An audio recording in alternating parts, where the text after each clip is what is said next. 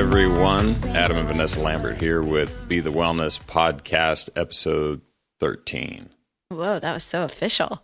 Yeah. Welcome, everyone. Adam and Vanessa Lambert here. We didn't already mention that. So we are going to go ahead and just keep ticking away at the questions that you all asked in the feed in the last challenge when we asked you to give us a couple of questions for the podcast. So we're about 2/3 of the way through the questions, and hopefully we'll get them wrapped up by next week, just in time to start it all over again. So what do we have up first, Adam? Small hacks to incorporate movement throughout the day. Oh, right. Okay. Looking for ways just to get more movement into your day. Yeah. So the first thing that we always suggest is literally just to set your day up so you have to move. So for example, park your car further when you go to the grocery store, or if you work in an office and you need to refill your water, try to make the most out of each trip, whether that means doing an extra lap around the office or going to a different water source. Whatever you can do to just add a little bit more movement, set your default settings up so that, each time you move, you get a little bit more distance in, or a little bit longer stretch of movement per time. Yeah, or something maybe to make it like more intense somehow, right? So if you, if your trip to the water fountain is actually not very long, then maybe carry a book with you, or potato sack race. Get a coworker on your back. Get a coworker on your back and potato sack race it over there, or something like that. But really, just these little itty bitty things like that can make a pretty big difference throughout the day. Yeah, and absolutely. And, one of the things is that you have to reframe the way that you look at getting things done during the day, because a lot of times we're in a hurry and we just want to go get a quick drink of water, get back to our desk and get back to work. So a lot of it is reframing your default settings and how you approach your day. And it kind of goes back to when we talked about going on a road trip. Instead of trying to get there as fast as possible, give yourself a little extra time to stop and move and stretch. And, I know Adam and I are always trying to give ourselves a little extra time when we're traveling, because it used to be like, okay, let's get there as quick as we can. If the trip takes 7.5 hours, we want to get there in 7. And now it's like, okay, well, let's take 10 hours and, put a little bit more movement into the day so that we're not killing ourselves just trying to get somewhere. Yeah. So. Yeah, and there's numerous studies out now talking about the increased productivity when you take small breaks and actually move throughout the day. So it can be kind of a mental game where you're like, oh, this time that I'm taking out of the day is, some kind of hampering my productivity. But the science says that's not the case. It's not actually the case. And, speaking of the science and maybe technology, you can use that to your advantage as well. There's a lot of programs out there. One that we recommend is called Timeout, and you actually install this program on your computer that alerts you, every hour, every 30 minutes to get up and move. And you can set that up with, whatever you want the time frame for it to tell you to get up and move. But at least you are using something to actually remind you. Because if you're like us, you can just get sucked into work and 5 hours goes by. Yeah. Yeah. And I set mine up. It's a pretty cool tool for being free. And I'm sure that there are others out there, but this is just the one that we happen to use. And I set mine up with a 15-minute, I think it's a 20-second or 30-second, eye break every 15 minutes. It just sort of puts a fog filter on your screen, and you kind of can't see anything or do anything, for 15 seconds or so. And you look off into the distance and kind of let your eyes try to focus on something far away for a minute. So it does that every 15 minutes. And then every 30 minutes, it gives me a 2-minute movement break where it just shuts my computer down and I do some stuff. Right. And then the other thing is, literally take your chair. I know a lot of you out there have standing workstations. Take your chair out of the room, or push it away from your desk. Get it somewhere away from the space that you're working for, even if it's 30 minutes on, 30 minutes off, because otherwise it's just too tempting to sit all day, especially when you start to fatigue. So not that you have to stand all day, every day, but, try to make it an equal split of standing and sitting, or moving and sitting. Try to really, get yourself into the habit of getting out of the chair more. Yes. So, So that makes a lot of sense for like the office type days, but then just around the house, it's kind of the same thing. I mean, obviously you're not going to take all your chairs and put them outside, but anything that you can do to kind of increase your need to move. Like Vanessa's favorite thing to do is to take one bite of ice cream at a time. So, it's true. I mean, yeah, it I doesn't have take all that one out, but it's bite pretty funny. She'll and then put sit it in the down, freezer. I walk back to the living room. sit down, watch some TV. 10 minutes later, get up, walk back to the freezer, get one more bite of ice cream. Yeah. You know, so yeah, obviously that's kind of an extreme version, but things like that, you know, and just it's almost like you're taking some of the convenience out of your life.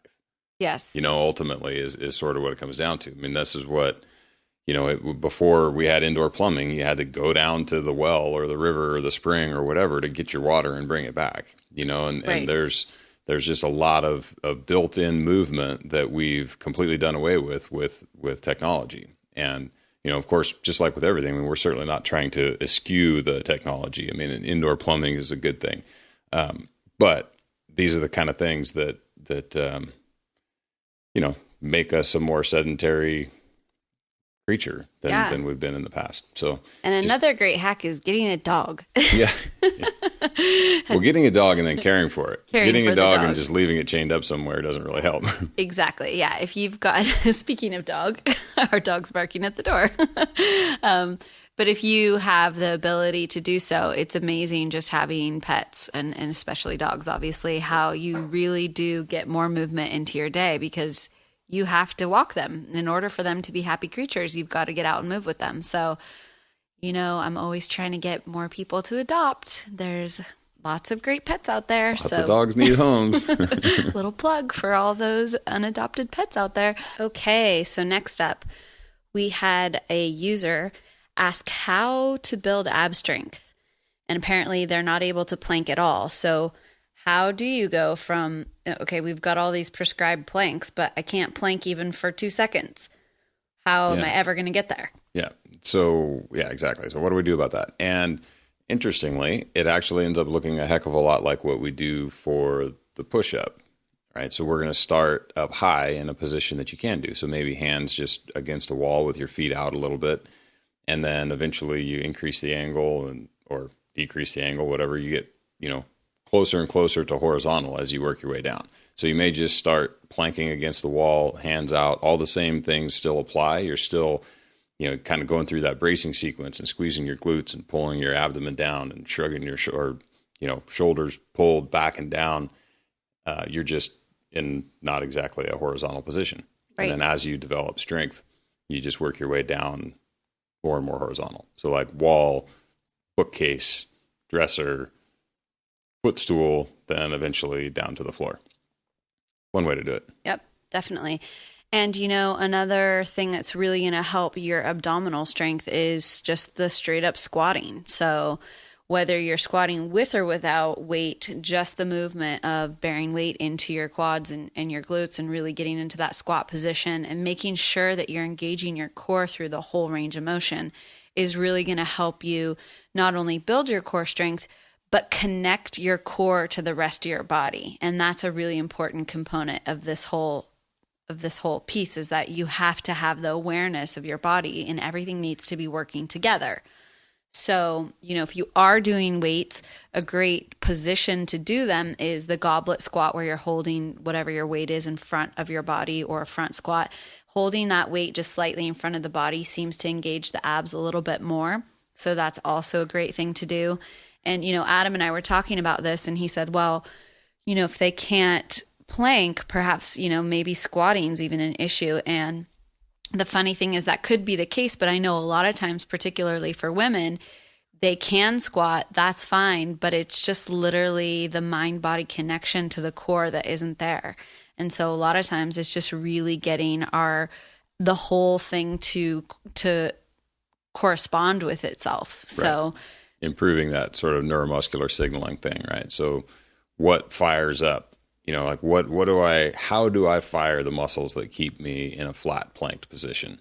Absolutely. And a good way, like you were just describing, to get into that and start to feel that is with the squat, especially a weighted goblet squat. Right. Yeah. And, one of the things too is if you can't plank or, core strength is an issue for you, even throughout the day, check in with yourself and see, are my abs engaged? A lot of times people walk around and they are not even engaged in their core at all. And this goes back to, some of the stuff that Kelly Starrett talks about and having your abs turned on.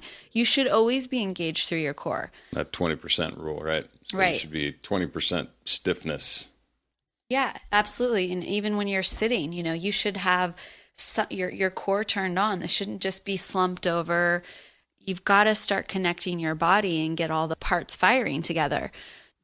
So another great thing for women to do, especially women who've had any kind of C-section or surgery and the muscular wall has actually been severed at some point, a thing that I'm a true believer in is Pilates, especially for the core strength and for the spinal structure and posture and all that good stuff. I think there's some really good stuff that comes out of Pilates.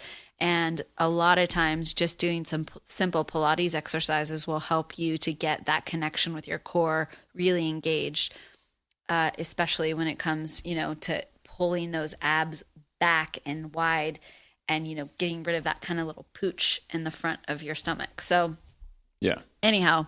Yeah, pulling just, yeah. And I think it comes back to, we keep kind of hammering on this, but it keeps coming back to being able to actually fire the muscles that you need to be firing, stuff that's just been shut off. And this is one of the problems we run into. It's a similar thing that happens in the shoulder a lot of the times, is that there's so many small muscles that hold everything in the appropriate posture or in the appropriate shape, that if they're not firing to keep everything where it is, you'll just kind of stack on your bones. Like everything just sort of sits in place, and then you use your primary moving muscles to just sort of, catapult this stack of bones, so to speak, throughout day-to-day life. And you can see it just, if you just pay attention to people walking, you can see oftentimes when they're kind of in that state where, yeah, their primary movers are keeping them moving, and the joints are all connected through connective tissue. So they're just going sort of like a marionette, versus someone who is very aware of their stiffness. Their shoulders are in the appropriate position. All of their small musculature is just firing and alive and doing its job to keep everything in this sort of well-balanced, position. State. Right. Position. Yeah. Right. And so, yeah, man, if you've had a surgery or something, imagine having that entire muscle wall, the musculature of your abdomen sliced literally in half and then stuck back together. It takes a while for the nerves to reconnect. Yeah. And people have a hard time firing their lower abdomen anyway. And then if you literally sever it from the rest of it and then stick it back together, that's going to take some time and some concerted effort probably to get that control back. Yeah, absolutely. And I know because I've had a surgery, not for a C-section, but some of you might know that I've had a surgery because I had a really bad situation with a ruptured appendix. So it did take me a long time before I really got that pelvic floor control back. Not that it was peeing my pants or anything, but just the ability to really engage my core in the way that I had before. And it's a very bizarre experience to be thinking in my mind, I want to do this action, and my body literally not being able to receive the message. It's a very strange thing. Like, so flex. No? All right. Let's see. How else do you say it? Back to those Kegels. Yeah. No, just kidding. But no, really, it's a lot of it starts with the mind-body connection and really starting to understand how to get everything working together. Truth. So moving on. Okay, so someone wants to know how to do more pull-ups. They're stuck at 5. When we were looking at this, Vanessa kind of said jokingly, but it's actually true, be lighter. And that there's something to be said for that. So I'm a big guy, and I will never be able to do 20 dead hang pull-ups. Like it's just not in my cards. Like if I would have been able to do that, I would have been able to do it in the CrossFit days, and I couldn't do it then. So it's like there is a thing with pull-ups, it's similar to handstand push-ups. If you're a big, heavy person, like just from a musculature and bone structure perspective, it's going to be really hard to do that. Just like some, phenotypes or body types, they're just probably never going to be very good power lifters, and others are probably not going to be good ballerinas. Right. There's just things that, you just may never be good at pull-ups. Yeah. And I said that because I actually know, because I am more muscular and heavier. And Adam actually said to me, because I've been working on aerial silks, learning how to do aerial silks.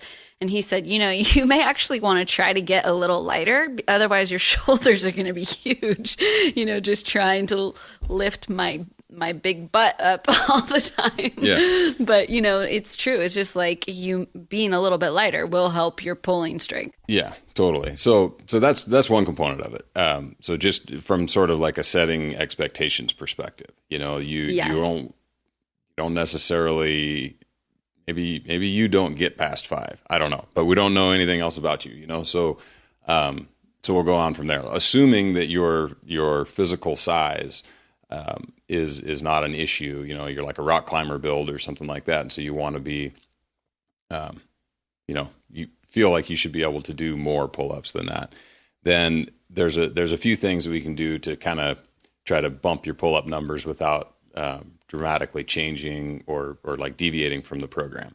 And one is to increase your shoulder musculature in general. So standing press, even though it's the opposite of a pull-up, technically, it does a lot to keep your shoulder blades back and down and into a position that is, going to increase sort of like increasing the platform that you're pulling with, if that makes sense. So when you have your hands overhead and you're on the bar, you're pulling against an attachment to your upper body. And that attachment needs to be really strong so that it doesn't sort of bleed off power throughout the movement, if that makes sense.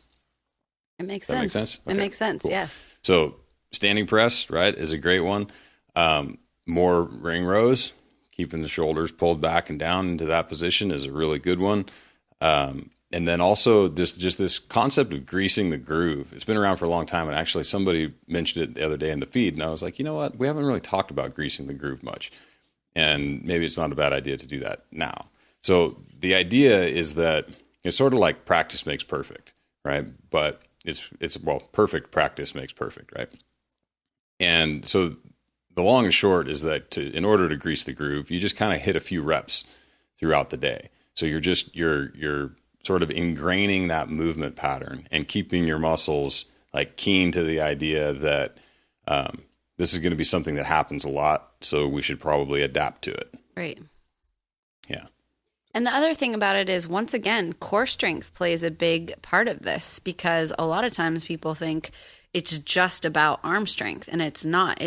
Pull-ups are very much a full body movement. So make sure that, your abs are engaged, your rib cage is pulled down, and you're not overextended. Make sure that you're actually, like Adam said, practicing perfectly instead of doing something in a movement pattern that isn't going to elicit the kind of adaptation that will actually get you more pull-ups. Yeah, for sure. And yep, exactly. So, and breaking in the thoracic spine is like a perfect example of that. And you'll see people do that where they start their pull-up and then all of a sudden they kind of, boom, their chest comes way forward and their thoracic spine sort of hyperextends to some degree. And again, that's just another spot where you're sort of bleeding off some power. Right. Absolutely. And, practice those negatives where you jump up to the top of the bar and lower yourself down. That's a really great way to do the inverse of the motion. That's going to help you to build the correct strength pattern that you need. Yeah. Yeah. And via this sort of greasing the groove method, whether you want to break them up throughout the day or if you just, want to hit a certain number of pull-ups every night in the gym or something like that, with the current program, like what we're running right now with the strength and conditioning program, the volume is not incredibly high. So don't worry about overdoing it. You can go hit 3 sets of 10 extra pull-ups in a day if you want to, and to sort of beef this number up. And there's no real worries there. So just, go ahead and jump in, especially if it's broken up throughout the day. Okay. So next question was about having lopsidedness. And this person said that their left leg is actually weaker. And so there's a couple of things going on here, but the first thing we want to talk about is just the proprioception. So we talked about proprioception a lot last month, And, this, when you've got one side that's weaker, it comes back to these imbalances and having these neuropathways not firing equally. So, it's important that if you know you have a weaker side, that you concentrate on doing things with the opposite leg and, standing on one leg, hopping on one leg, moving your movement patterns in a different way. And that could even mean, instead of every time you wash the counter and you use your right hand and you throw your right hip into it, you actually use your left hand and you throw your left hip into it as you move. Yeah, you need wax on and wax off. You do, absolutely. And that may seem like a silly thing, but it's when you have one side that's completely dominating the other, it's the little movements throughout the day that can actually bring that balance, into a better adjustment. So one of the things that you can do is yoga, and yoga is really, really focused around balance and doing the same exact movements on one side of the body as you do on the opposite side. And this is a great way to pinpoint the imbalances, but to also correct them and work on them. And it's, really, you don't even need to do a very serious in terms of an intense yoga program to elicit these benefits. Really, you could do restorative yoga or anything that's just about movement on both sides of the body. Yeah, totally. That's in fact, there's a story in the coaching world. I cannot remember who the athletic trainer was who did it, but there was I think we've covered how bad I am with sports, but so there was a baseball player. He was a pitcher. His name was Lou Reed. His name was Lou Reed. Yes. Yes. Lou Reed, the pitcher for the Toronto Saints. Blue Jays. Okay. Good job. So in any case, guy's a pitcher, and he develops this, kind of abnormal shoulder and back problem. I mean, usually, these guys have got shoulder and elbow problems. He develops this back problem. Trainer goes and starts to work with him. He's like, watches him throw a little bit. And he's like, well, why don't you start throwing with your offhand, just in practice. So the guy just literally, the only change he made was that he went and threw, 200 to 300 balls a day with the offhand, even though it's like obviously not, helping his sport. Accurate. Yeah, exactly. But it was helping to sort of unwind the clock a little bit. He'd been doing this one-sided movement pattern for so long that it was really starting to play, kind of hell on his core, and sort of, the connection between his shoulders and his hips was totally off. And so you start just reversing that movement pattern. The body's like, oh, okay, this makes sense. Right. So you just need that balance. Right. And one of the things that can influence that is how much you drive. So if you've always got your gas pedal down, and Adam knows a lot about this, think about that imbalance that it's creating. And, if you spend a lot of time in the car, that can create a significant imbalance. And especially depending on if you throw your right hand up on the top of the steering wheel. Your gangster lean. Yep. Yeah. Or no, it's left hand's a gangster lean? Yeah, because you lean towards the center console. It's been so long since I was in Compton. Yeah. I forget. But it's true, though. I mean, you can, John Fergoso, my old chiropractor, he talked about gas pedal foot, and that's the thing. It's this constant slight pressure. Your foot's up on the heel, and you have just this little bit of pressure feathering the gas pedal for hours on end. Right. And so it's very common for people to have a right hip issue, right ankle issue, whether it's tight or whatever the situation is from that. Right. So start driving with your left foot. So use the cruise control. Well, but no, I mean, that does make a difference, right? So like if you can use the cruise control, and then if you can pull both of your feet up tight against your seat, right? So you're kind of pulling them in and then push down through them, and flex your butt and try to not let the seat spread your cheeks apart, and it just does all sorts of bad stuff over time. So keep everything in tight, squeeze your cheeks together, drive your feet down into the floor, and then if you some cars have a like a dummy pedal or like a place to put your left foot that's at a similar plane to the gas pedal. And if you've got one of those, then take advantage of it. Put that foot over there, and then just, try to mimic what you're doing with your right foot, to some degree. And Adam said something, squeeze your glutes while you're driving. A lot of us just completely, it's like the abdomen thing. We just completely let go of any kind of engagement when we're in these positions. Driving is definitely one of them. And it doesn't need to be that way. Practice squeezing your glutes, be engaged even in the sitting position, and engage your abs, keep everything firing no matter what position you're in, because unfortunately, we end up in positions for long amounts of time, and it can get pretty debilitating for our bodies. Wonky. Yeah, absolutely. So, then you were going to talk about using the single doing. Yeah. So with all of the exercises, so again, to circle back to these imbalances, right? And most people do have one side, especially with their legs, where one leg is definitely stronger than the other. And whether it's from, dominant leg situation or just from years of not really using your other leg for something. I mean, I don't know, whatever the case may be, using the split variance. So like in our workouts, when it's a squat day, if you have a significant imbalance, instead of just doing the regular squat, switch it up and do a split squat or a reverse lunge. I would prefer, for the most part, that people not do a forward lunge in this context, but something that splits it up where you're making sure that one leg isn't just overcompensating for the other. It will make a pretty big difference. And one way that you can tell, if you haven't got to this position, but if you have somebody watch you squat, and if when you hit the bottom of the squat, right when you transition to the come back up, so right at the bottom, you're starting to go back up. If your hips shift to one side or the other, you'll see almost like a rotation in your hip. And if that's what's going on, then you definitely have a strength imbalance. So typically you'll tend to swing toward the strong leg. So have somebody watch you when you're doing your squats. If it's not painfully obvious when you're doing the reverse lunges that one side's weaker than the other, have somebody watch that squat test and see if it happens. And then, it's not the end of the world. You just know that you need to make sure you're putting some time into these single leg movements so that the sides can sort of balance out. Yeah, and I think all of us kind of have a little bit of an imbalance of this one stronger side, like you said, especially with the legs. So, it's all about just identifying the issues. And some people go to the chiropractor and find out actually one leg is really longer than the other, like physically longer. Yeah. And at the end of the day, we're still going to recommend all the same things, doing your mobility, doing the, like Adam was talking about, the strength imbalances, tackling each side, doing the single leg variants. It all kind of leads back to the same prescription. So, do all the things. Just keep doing everything. Keep doing all the things we tell you to do.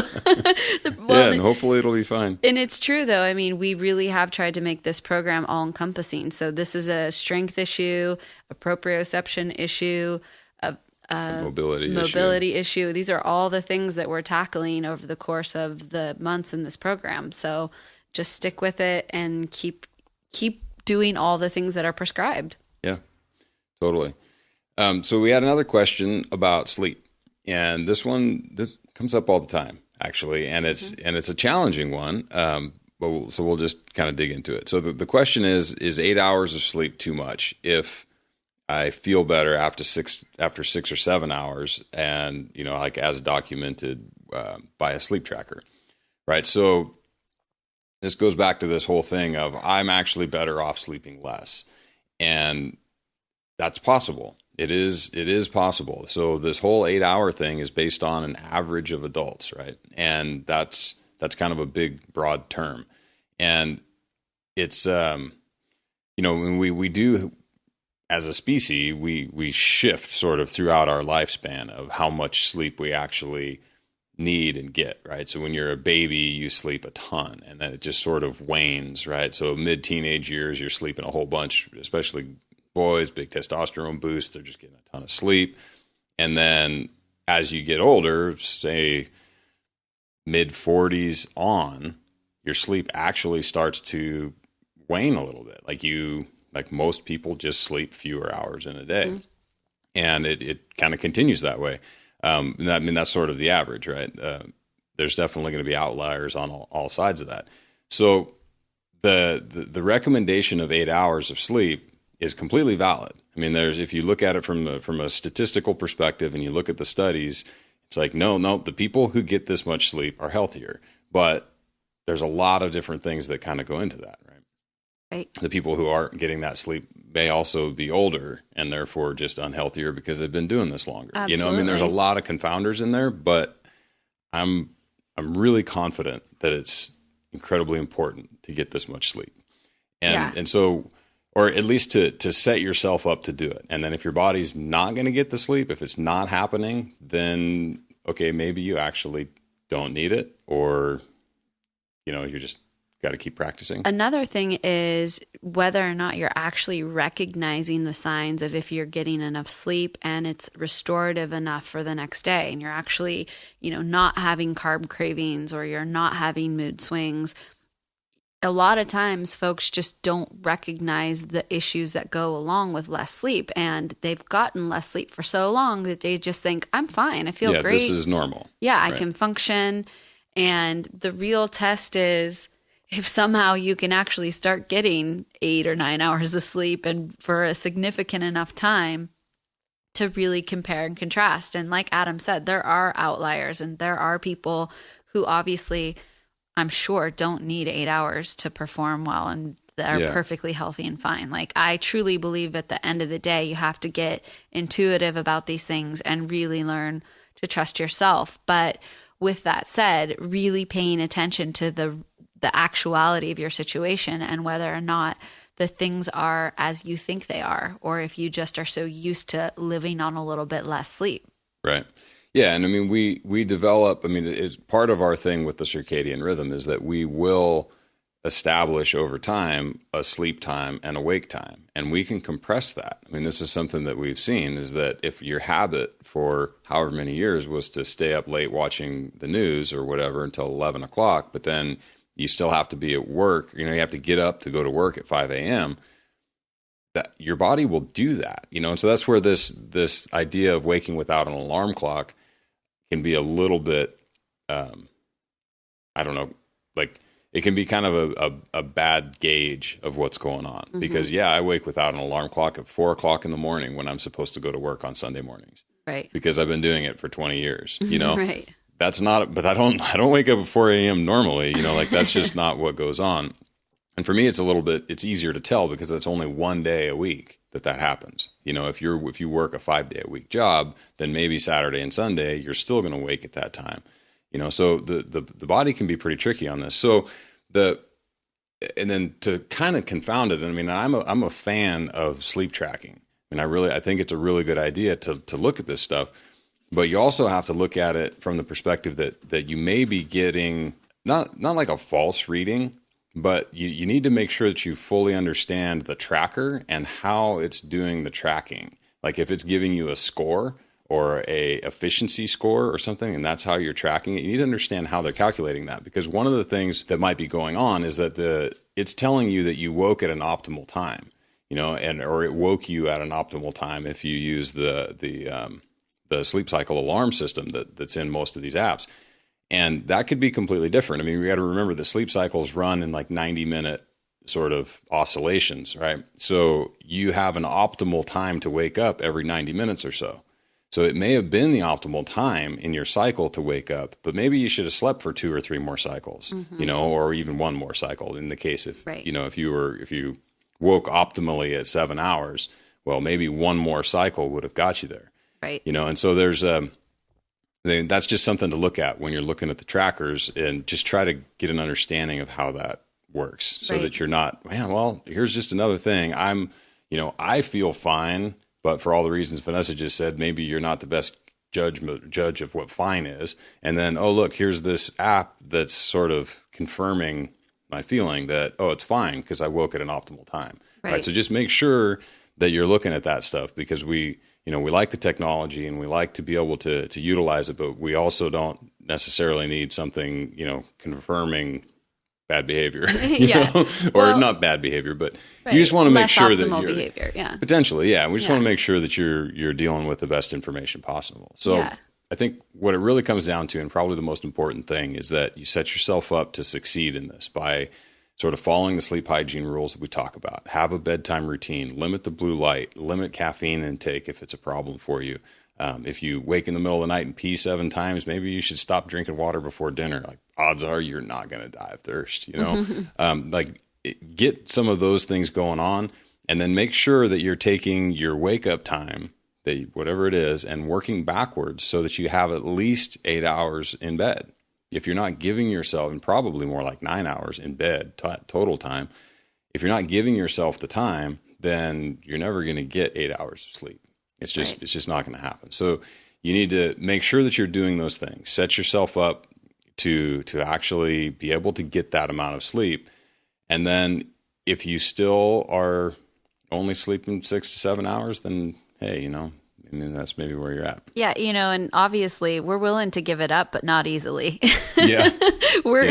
Because we do believe there's probably some people out there that are just fine on 6 or 7 hours, but the last thing we want to do is say, oh yeah, sure, you're probably fine, because we really want to qualify this, that most people really do need 8 or 9, or are at least more optimally functioning and healthy on 8 or 9. So not that you couldn't be the one out there that does just fine.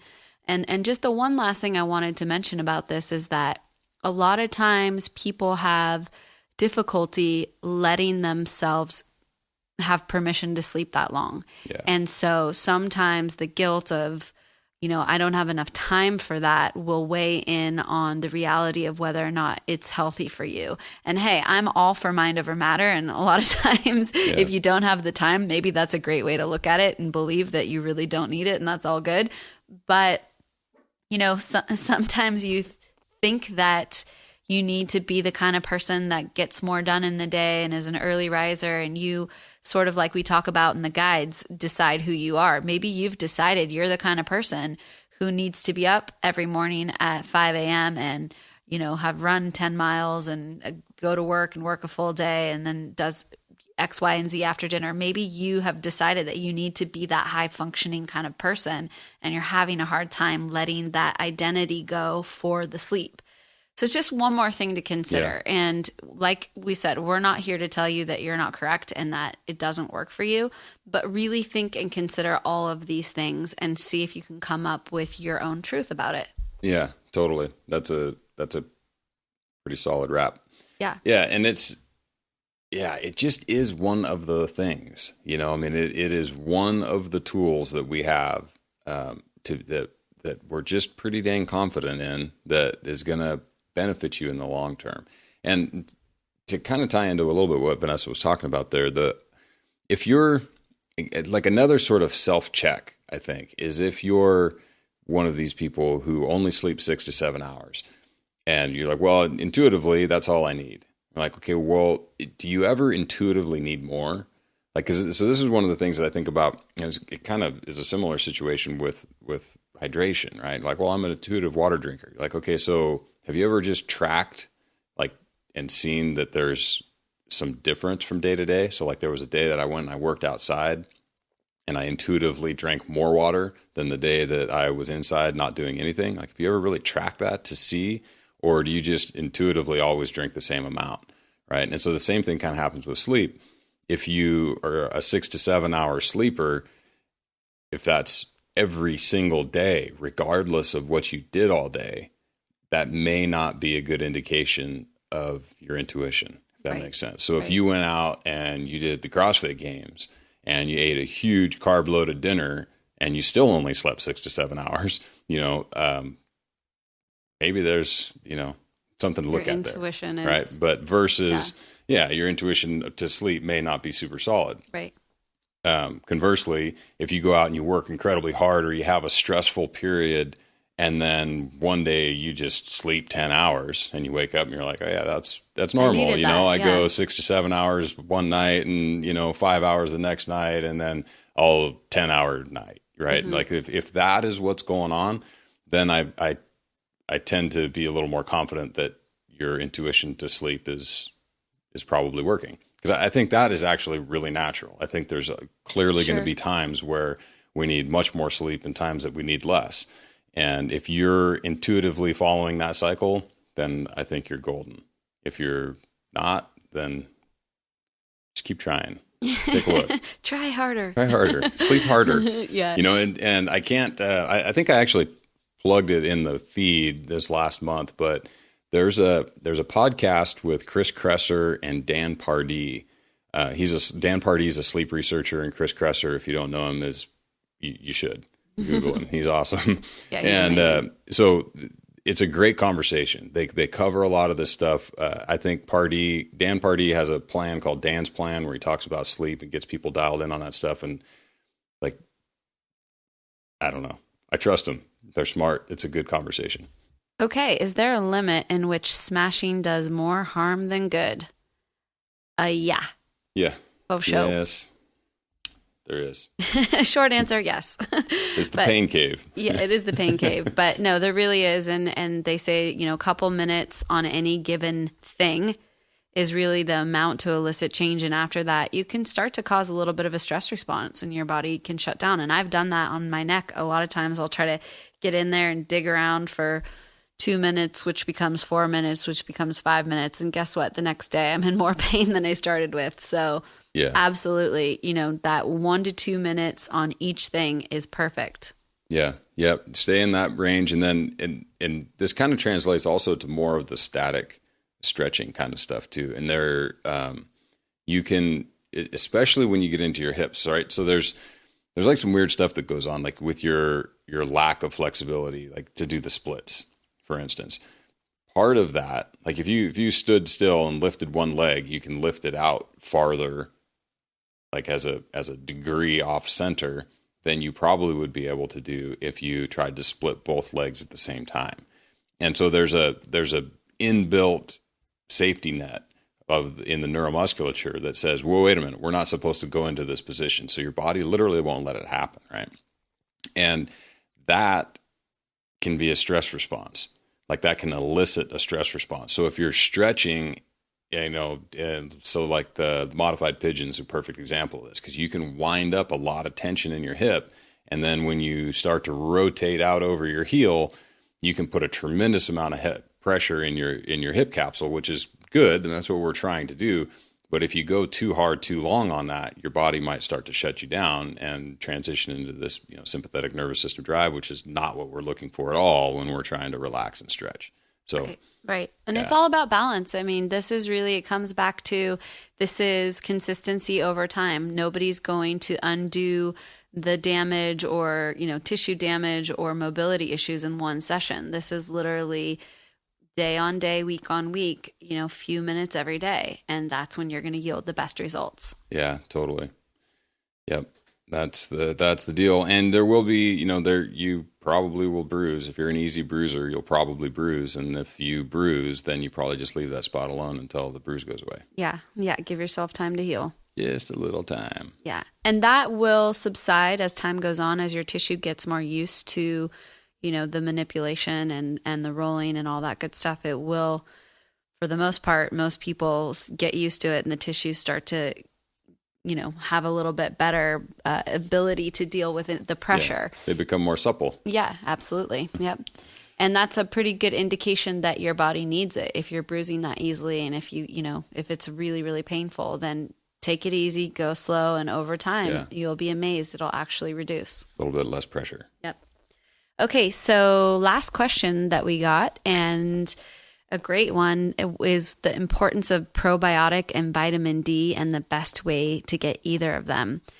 So I'm going to dive into the probiotics, and I think that most people in the paleo world would agree that it's very, very important, especially in the beginning. So if you're just switching your diet over from standard American diet, or of course, if you've had any kind of antibiotics or medications or anything like that can harm or disrupt the gut flora, probiotics can be a really beneficial thing to do in the beginning. And I would say for the first 6 months to a year of really trying to clean up your diet, it's a great benefit to you. Obviously, as time goes on, we'd love to see you getting those probiotics from more natural sources, kefir and sauerkraut and kimchi and fermented foods, all the fermented foods. And ultimately this is going to be sort of a diagnosis that you make on yourself. And I know there was a certain point when I just realized, okay, I think I'm kind of done with the probiotics. And it was half intuition and half just sort of just literally like maybe having a funny reaction a little bit to the probiotics and just feeling like, you know what, I've gotten everything I can get out of this. Yeah. And, if I get sick or if anything happens in that nature, then I'll do a couple rounds and kind of get everything back on track. But for the most part, we try to do fermented foods every day now. It should be a staple or something that you should be trying to integrate into your daily life. So the other thing I'd recommend for people, and I know that there's a little bit of, back and forth on whether or not this is really effective, but is rotating the type of probiotic you use. So, having a couple different brands and different strains so that you're getting a different influx of strains into your flora system.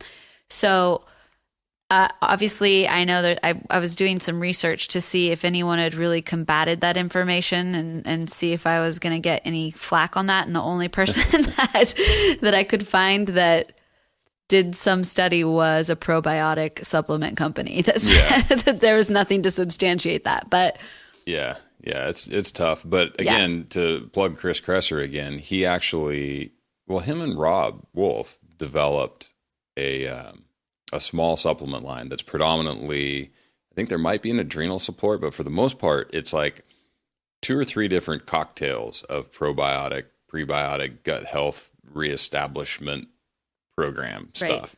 Right. And they have, I cannot for the life of me remember the name, but I'll look it up and we'll put it in the link, and you can just Google it if you want, Chris Kresser probiotic, and he has this whole protocol of exactly what Vanessa was talking about, where you start on this one and then you rotate to this one and then you do this, and some sort of metrics for whether or not it's working for you. Yeah. Like Vanessa had kind of a unique experience because when she got super sick, she was mainlining, antibiotics for a month straight and killed everything. Yeah. And so then it was like, but prior to that, had a very healthy, gut, right? There, it's not like she had extended antibiotic use through childhood or anything like that. Had a very healthy gut, and then killed it, and then rebuilt it. Yes. Yeah, and so it was a very interesting thing to watch happen. It's like, oh, this is clearly not good, not good, not good. Okay, now this seems familiar again. Exactly. And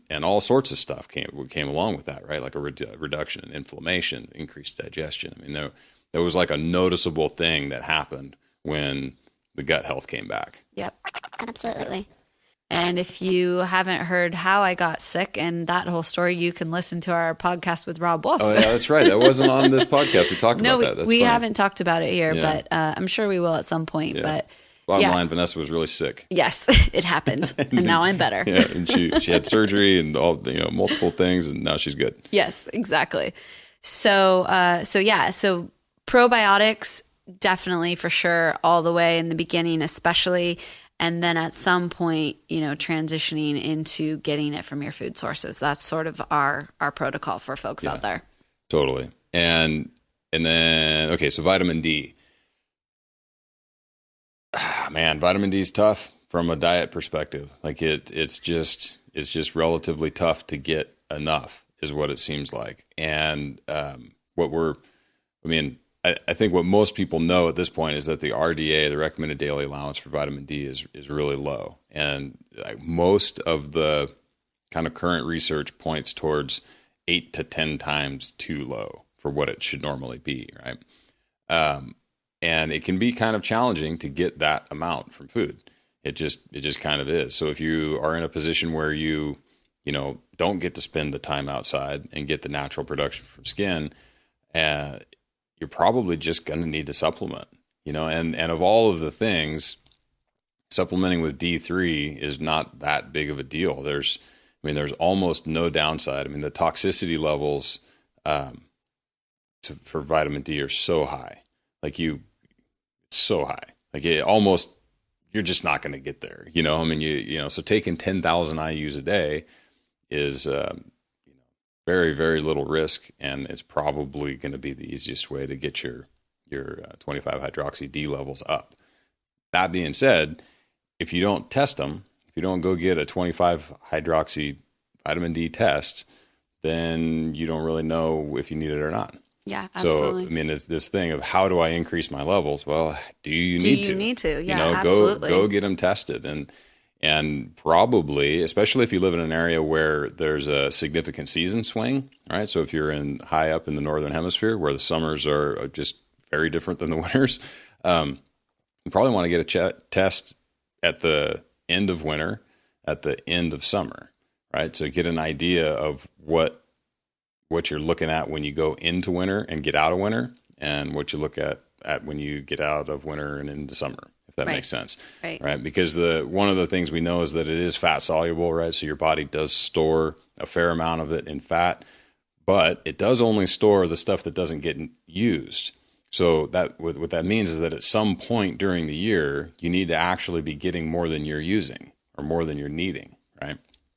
So any case. Yeah, and that's with all of your supplements, before you just throw supplements down the hatch, find out if you need them. Yeah. It's like, I know that, and a lot of our readers or a lot of our users, I think, are kind of on the fence about supplements as it is anyway. I think a lot of this group is becoming really educated and sort of apprehensive about supplements in general.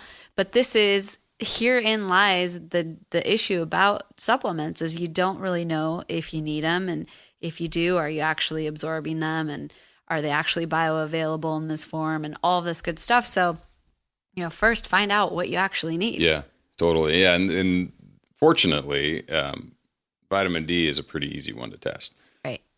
Yeah. And pretty much anybody at this point, like it's a popular enough topic that most doctors aren't going to have any problem ordering you a 25 hydroxy D test. Right. Especially in places where obviously vitamin D is hard to come by. Yeah. So, like you said, it's not going to be that big of an ask. Yeah. So get checked. Get checked. And if you're low, supplement. It's probably not that big deal. I've been taking, because if you guys remember back in February, I guess I got tested and found out that my vitamin D was quite low, like 28 nanograms per deciliter or whatever it is. And it should be like 45 is kind of what we're hoping for, somewhere over 40. So I've been taking 10,000 a day since then. And I don't know, I retest, I think, in like 3 weeks, something like that. So I'll let you know how it goes. Cool.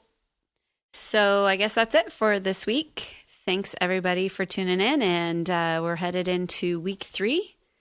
Coming right up. I can't believe June is just around the corner. I know every podcast we say, I can't believe how fast it's going, but it's true. when you break up a year into 3-week increments, all of a sudden it goes by really quickly. It goes really fast. Yeah. So anyhow, thanks again, guys. Loved having some newcomers this month. It's been fun getting to know everybody, seeing lots of really great chatter and awesomeness in the feed. Yeah. Yep. More cool things to come. Yes. So we'll see you next week. All right, folks. Bye. Bye.